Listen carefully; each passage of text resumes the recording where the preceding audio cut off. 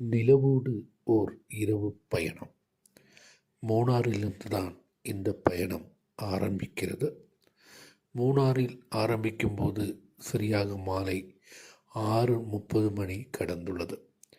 இந்த நேரத்தில் வாகனத்தின் ஓரத்தில் ஜன்னல் வழியாக வெளியிலுள்ள அழகிய காட்சிகளை பார்த்து கொண்டு வரும்போதுதான் நம்மளை தேடி நம்மளோடு ஒருவர் பயணிப்பதை நாம் உணர்ந்த இயன்றது.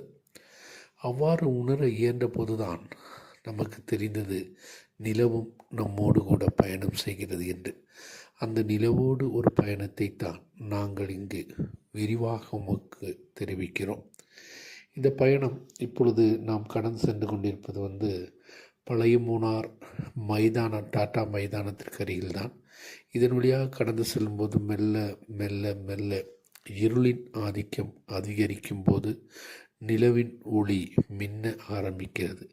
அந்த இயற்கை அழகின் காட்சிகள் இந்த மொபைலில் எடுக்கப்பட்ட போது உங்களுக்கு அந்த அளவிற்கு தெரிகிறதோ இல்லையோ என்பது எனக்கு தெரியவில்லை. இருந்தாலும் பயணித்து கொண்டிருக்கும் எனக்கும் பயணத்தின் என் கூட வரக்கூடிய இந்த நிலவிற்கும் மிகப்பெரிய ஒரு சந்தோஷம். கண்ணிற்கு என்றும் கிடைக்காத மிகப்பெரிய அழகு நிறைந்த காட்சி. இந்த காட்சிகள் எப்பொழுதாவது ஒரு முறைதான் நாம் காண இயலும். எல்லோருக்கும் இந்த வாய்ப்புகள் கிடைக்குமா என்பது தெரியாது. கிடைத்தால் அது போன்ற சந்தர்ப்பங்களை பயன்படுத்தி நம் நினைவு பொக்கிஷமாக இதை பாதுகாத்து வைப்பது நல்லது. நாம் இந்த இயற்கையை நேசித்தால் இயற்கை நம்மை நேசிக்கும், இயற்கை நம்மளோடு கூட பயணிக்கும் என்பதற்கு இந்த நிலவு நாம் பயணிக்கும் இடமெல்லாம் உடன் வருவது ஒரு சாட்சி. நீங்கள் போகும் இடமெல்லாம் இந்த நிலவும் உங்களை பின்தொடரும் போது உங்களுக்கு தோன்றும் ஏதோ ஒன்று நம்மோடு பேசுவதற்கோ அல்லது நம்மோடு பயணிப்பதற்கோ ஆசை கொள்கிறது என்று.